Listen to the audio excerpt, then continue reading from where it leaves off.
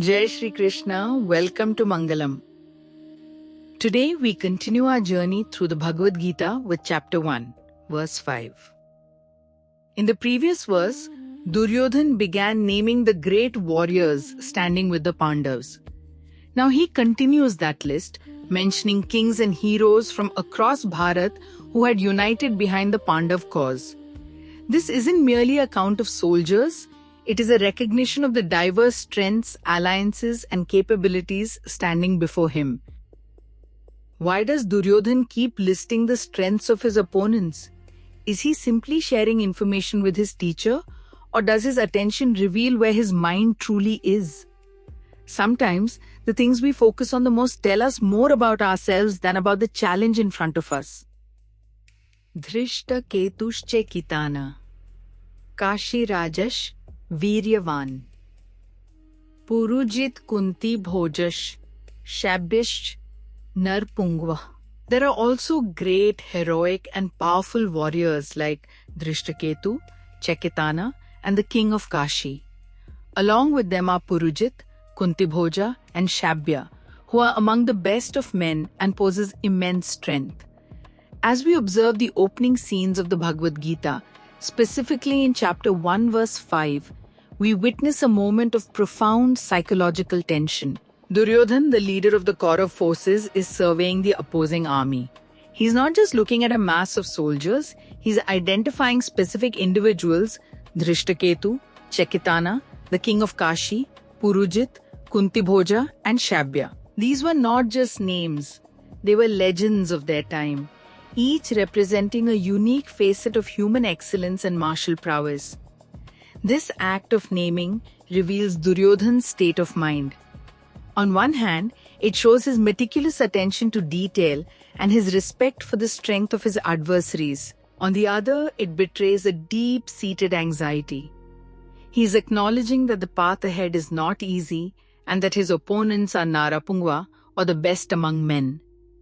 In our own spiritual and worldly journeys, we often find ourselves in Duryodhana's position, standing before a challenge and counting the warriors we must face. These warriors could be external competitors, or more often, they are internal attributes, our own fears, our past habits, or even the virtues we aspire to attain but find daunting. The mention of Viryavan, or the powerful ones, reminds us that strength comes in many forms. The strength of character, the strength of conviction, and the strength of physical endurance. By acknowledging these specific strengths, we move from a place of vague fear to a place of clear assessment. Understanding the caliber of our challenges is the first step toward preparing ourselves for the battle of life. The inclusion of these various kings also signifies diversity. Each king brought a different army, a different strategy, and a different energy to the battlefield. Similarly, our lives are supported or challenged by a diverse array of forces. Recognizing this diversity allows us to move away from a one-size-fits-all approach to our problems. It teaches us that to overcome great obstacles, we must understand the specific nature of each force we encounter. As we transition from this historical context, we begin to see that these ancient warriors are symbols for the modern challenges and allies we navigate every day. Now let's explore how this applies to our lives today. While we may not be standing on a physical battlefield like Kurukshetra, we are constantly engaged in the Dharmkshetra of our daily existence. Identifying the warriors in our lives means recognizing the specific strengths of those around us, our colleagues, our family members, and even our competitors. In a world that often encourages us to be self-centered, chapter 1, verse 5, teaches us the value of acknowledging excellence in others. When you recognize the Purujit or Kuntibhoja in your professional circle, you are not just being polite, you are practicing high-level situational awareness. This awareness helps you decide when to collaborate, when to learn, and when to strengthen your own defenses. Furthermore, this verse invites us to conduct an internal inventory. What are the powerful attributes, the Viryavan qualities, within you? Perhaps you have the resilience of Dhrishtaketu or the wisdom of the King of Kashi. By naming your strengths, you give them power. Conversely, by naming your specific anxieties, you take away their ability to overwhelm you.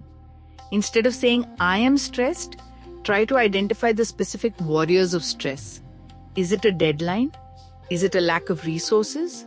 Is it a fear of judgment? Once named, these challenges become manageable. This practice of clear identification leads to a state of mental clarity that is essential for any modern leader or individual seeking peace. It transforms a chaotic army of problems into a list of specific tasks and virtues. Let us look at how this can be put into practice in our routine interactions. When starting a new project, instead of viewing it as one giant hurdle, list the specific skills needed and the people who possess them, just as Duryodhana listed the warriors. In a team meeting, explicitly acknowledge a colleague's unique strength. Example, your attention to detail is like Chekitana's precision, which builds mutual respect and strategic alignment. During a personal crisis, write down 3 specific strengths you have used in the past to overcome obstacles, treating them as your inner heroic warriors ready for battle. When facing a competitor, instead of reacting with fear, analyze their specific virtues to understand what you can learn from them to improve your own Nara Pungwa or best man qualities. Before we conclude, take a moment to reflect. What are the warriors standing before you in your life today? Have you identified them clearly, or do they exist only as a vague sense of stress or anxiety? Often, a challenge becomes less frightening the moment we can name it clearly. In the next verse, Duryodhana continues introducing the great warriors of the Pandava army. We'll discover why he keeps returning to their strengths and what this teaches us about preparation, leadership, and the psychology of competition. If today's reflection brought you a little more clarity, we invite you to continue this journey with us. Until next time, may wisdom guide your thoughts, compassion guide your actions, and dharma guide your life. Jai Shri Krishna.